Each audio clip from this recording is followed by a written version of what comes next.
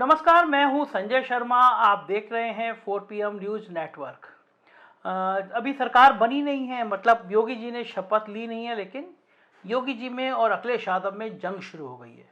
मतलब सीधा सीधा जंग नहीं है, लेकिन योगी सरकार ने अब अखिलेश यादव के कार्यकर्ताओं को निपटाने की शुरुआत कर दी है शपथ लेने से पहले ही। ये आपको याद होगा, काउंटिंग से पहले एक दिन पहले अखिलेश यादव ने बहुत गुस्से के साथ प्रेस कॉन्फ्रेंस की थी। उन्होंने कहा था कि एक ईवीएम के संग छेड़खानी हो रही है और ये क्रांति की बात हो जाएगी, और अगर ऐसा छेड़खानी हुई तो इसके गंभीर नतीजे होंगे। इस टाइप की प्रेस कॉन्फ्रेंस की थी। बहुत गुस्से में थे अखिलेश यादव उस दिन, और आमतौर पे वो इतने गुस्से में होते नहीं हैं। जो गाइडलाइन है, आज जो बैलेट पेपर पकड़े गए हैं सोनभद्र में, जो बैलेट पेपर पकड़े गए हैं आपके बरेली में, जिस तरह ईवीएम्स को ले आया जाता है, ये सवाल बड़ा है। अधिकारी वही भाषा बोलेंगे जो उनको बोलने के लिए सरकार कहेगी। वो नहीं चाहते कि ओम प्रकाश राजभर जी, क्या भूल गए? इलेक्शन कमीशन याद नहीं है? ओम प्रकाश राजभर जी नॉमिनेशन के लिए गए, इनको अपमानित नहीं किया गया? क्या प्रशासन कार्रवाई कर रहा था? स्वामी प्रसाद मौर्य जी के साथ क्या व्यवहार हुआ? कोई भूल जाएगा इन बातों को? और चुनाव भर में क्या भाषण थे, क्या भाषा का इस्तेमाल था? हर जगह डराने का काम जनता को। ये अलग बात है, कम से कम इलेक्शन कमीशन को ये देखना चाहिए, खुलेआम जनता देख रही है, आज के जमाने में लाइव है कि किस तरीके से ईवीएम्स को ले आया जा रहा था। चुनाव आयोग को सबसे पहले जिलाधिकारी बनारस पे कार्रवाई करनी चाहिए कि आखिरकार उसने किसी को कॉन्फिडेंस में क्यों नहीं लिया। अगर मशीनें जा रही थी तो प्रत्याशियों को क्यों नहीं बताया गया, पॉलिटिकल पार्टीज को क्यों नहीं जानकारी दी गई? अगर ये गाइडलाइन में है कि नहीं है इलेक्शन कमीशन के। तो ये तीखे तेवर वाले अखिलेश यादव की प्रेस कॉन्फ्रेंस थी, और उन्होंने आह्वान कर दिया था कि भाई अपने अपने बूथों की रखवाली करिए, ईवी सेंटर पे पहुंच जाइए। ये हुआ तब ये था कि जब बनारस में एक ट्रक में कुछ ईवीएम पकड़ी थी समाजवादी पार्टी के कार्यकर्ताओं ने, और ये कहा था कि ये ईवीएम चेंज होने जा रही है। हालांकि वो डीएम ने वहाँ के स्पष्ट किया था कि ये ट्रेनिंग वाली ईवीएम थी, इसका कोई मतलब नहीं थी, एडीएम सस्पेंड कर दिया गया था। उसके बाद कुछ और जगह पे भी इस तरह की खबरें आई थी, कहीं पोस्टल बैलेट पकड़ा गया था, कहीं कुछ पकड़ा गया था।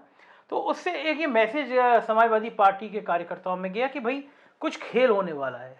तो पूरे प्रदेश में लगभग हर जिले में हजारों की संख्या में कार्यकर्ता जो है वो वहाँ मतदान सेंटर के बाहर इकट्ठे हो गए, और गजब नज़ारा था। मतलब डीएम की गाड़ी तक रोक रोक के चेक कर रहे थे कि भाई आप कुछ ले तो नहीं जा रहे हो। निर्वाचन अधिकारी जो थे उनकी वो पेटियां खुलवाई जा रही थी, उनके गाड़ियों के सब सामान देखा जा रहा था। लखनऊ में एक एसडीएम साहब हथौड़ी छेनी लेके पहुंच गए थे, तो उनको हटाया गया चुनाव से। तमाम इस तरह की खबरें हुई। तो ये पहला मामला था कि आप जिले के बड़े बड़े अफसरों को अंदर जाने नहीं दे रहे हैं समाजवादी पार्टी के कार्यकर्ता, क्योंकि उनको शक हो गया था कि ये कुछ खेल करने जा रहे हैं। और बनारस की घटना ने इसकी पुष्टि कर दी थी। अगर कुछ गड़बड़ नहीं होता तो एडीएम हटते क्यों, उन पर कार्रवाई क्यों होती, और एक आधे एसडीएम और हटाया गया। तो जो अखिलेश यादव ने आह्वान किया तो उससे लोग डर गए थे, समाजवादी पार्टी कार्यकर्ता पहुंच गए थे। तो उस समय तो अफसर बोले नहीं थे, डरे हुए थे, और ये भी डर था पता नहीं सरकार किसकी आ जाए, तो बहुत ज़्यादा बुखर नहीं कर रहे थे। डीएम साहब भी अपनी गाड़ी चुपचाप चेक करा दे रहे थे।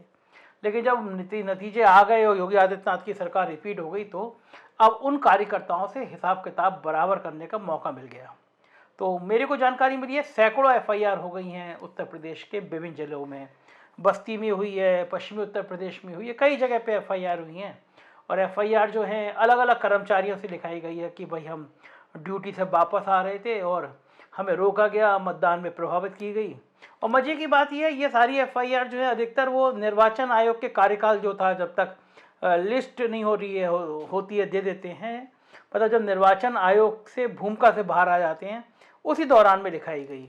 तो इस एफआईआर के बाद में समाजवादी पार्टी के अंदर एक गुस्सा बढ़ा है, और ये माना जा रहा है कि ये सरकार बनने से पहले पहला हमला है। जो कार्यकर्ताओं में जोश ज़्यादा दिखा इस बार, उस जोश को ख़त्म करना जरूरी है बीजेपी के लिए 2024 तक, क्योंकि बीजेपी जानती है कि जितनी रैलियां हो रही थी उस रैलियों में बीजेपी की रैलियों से कहीं ज़्यादा जोश अखिलेश यादव की रैलियों में दिख रहा था। भीड़ भी ज़्यादा अखिलेश यादव की रैलियों में दिख रही थी। पूर्वांचल एक्सप्रेस वे जो शो हुआ अखिलेश यादव को कहीं ज़्यादा ग्रांट था।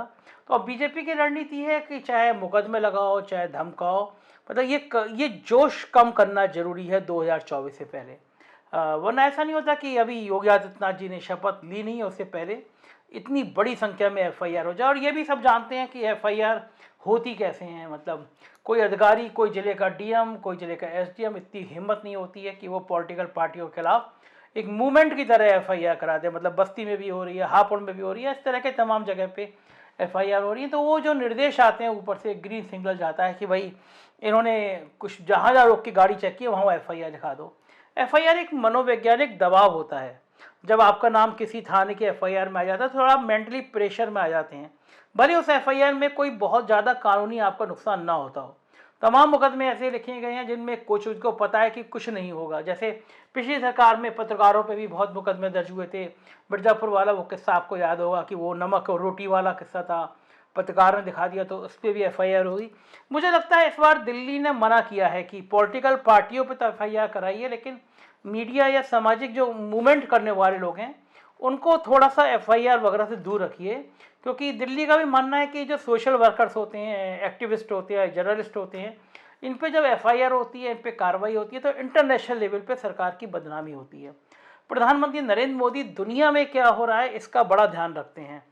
वो चाहते हैं कि वर्ल्ड का, मतलब जो उनके इर्द गिर्द वाले लोग हैं वो चाहते हैं कि भाई नरेंद्र मोदी जी प्रधानमंत्री तो बन गए, अगला क्या।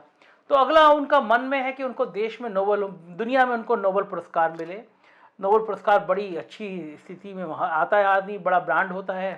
तो इस स्थिति में कभी प्रधानमंत्री ये नहीं चाहेंगे कि दुनिया भर में जो छवि जाए वो छवि इस तरह की जाए कि वो क्रूर शासक है या उनके टाइम में ह्यूमन राइट्स का उल्लंघन होता है। तो शायद इस बार योगी पार्ट 2 में अफसरों की उतनी तानाशाही ना चले कि वो एक्टिविस्ट को, वो जर्नलिस्ट को इस तरह टारगेट करे। ये ऐसा मेरे को फीडबैक है कि शायद दिल्ली में ये प्लान चल रहा है कि इस बार थोड़ा उदारवादी चेहरा दिखना है। लेकिन पॉलिटिकल पार्टी से निपटने में ये उदारवादी चेहरा नहीं रहेगा। मतलब समाजवादी पार्टी के लोगों को ये एक संकेत दिया कि भाई आप सरकार बनने के बाद अगर आप धरना करेंगे, प्रदर्शन करेंगे, मूवमेंट करेंगे तो इस तरह की एफआईआर होगी। और जो पॉलिटिकल कार्यकर्ता है आप उसको तोड़ सकते नहीं, उसके जोश को कम कर सकते नहीं। और पिछली बार के मुकाबले में सीटें भी 2-2.5 गुना बढ़ गई हैं समाजवादी पार्टी की। और समाजवादी पार्टी की मजबूरी है कि अगर वो इस मोमेंटो को जो बना है, अब पहली बार समाजवादी पार्टी को इतने वोट मिले हैं, इतना ज़्यादा वोट शेयर बढ़ा ही उनके जब से पार्टी बनी है उनके इतिहास में सबसे ज़्यादा वोट पाए हैं। तो इस मोमेंटो को कायम रखना ये उनके लिए भी बहुत बड़ी जिम्मेदारी है। अगर वो 2024 के इलेक्शन तक इस मोमेंटो को कायम रख गए तो उन्हें भी एक ठीक ठाक स्थिति मिल जाएगी। क्योंकि दिल्ली में क्या होगा अभी कोई नहीं जानता, कभी भी हालात बनते हैं, बिगड़ते हैं। जिस तरह आम आदमी पार्टी एकदम एक्टिव हो गई है, पंजाब में बड़ा बहुमत मिल गया उसको, उत्तर प्रदेश में उसने धीरे धीरे जड़ें जमाई हैं, लगभग हर गांव में अपना झंडा, अपने पहचान बना दी है। तो कब क्या हो ये कहा नहीं जा सकता। तो पॉलिटिकल पार्टियों के लिए भी बड़ा जरूरी है कि वो ये देखें कि अपना सामने वाले का कार्यकर्ता थोड़ा सा डिमोलाइज हो जाए, थोड़ा परेशान रहे। तो ये जो बड़ी संख्या में मुकदमे लिखाए हैं वो इसी रणनीति का हिस्सा है कि समाजवादी पार्टी के नेता दोबारा जब सोचें धरना प्रदर्शन के लिए तो उनको ध्यान में रहे कि भाई एक मुकदमे पहले लिखा चुका है, एफआईआर हो चुकी हैं। तो ये सारे मुकदमे अब समाजवादी पार्टी की तरफ सबकी निगाह रखी है कि इन जो इतनी बड़ी संख्या में थोक में एफआईआर हुई हैं इस पे सपा का रुख क्या रहेगा। सपा मुखिया अखिलेश यादव अगर इस मुद्दे पे अपने कार्यकर्ताओं के साथ खड़े होते हैं, एक बड़ा मूवमेंट का ऐलान करते हैं तो जाहिर है जोश जाएगा और ये मैसेज जाएगा कि अब समाजवादी पार्टी लगातार संघर्ष कर रही है। क्योंकि इस बीच में ये बात लगातार आई कि भाई अखिलेश यादव को कंटिन्यू एक्टिव रहना पड़ेगा। अब ये नहीं है कि आप इलेक्शन से 5-6 महीने पहले निकले, तो उन्हें भी अब 2024 तक कंटिन्यू रहना पड़ेगा। तो जो मुकदमे लिखे हैं इसका जवाब उनको देना होगा। तो उत्तर प्रदेश की राजनीति में कुछ गर्माहट बनती रहेगी। क्या गर्माहट बनती रहेगी ये मैं आपको बताता रहूँगा। देखते रहिए 4PM न्यूज़ नेटवर्क। यही चैनल आपका अपना है और हिम्मत के साथ बोलने वाला चैनल है। शुक्रिया।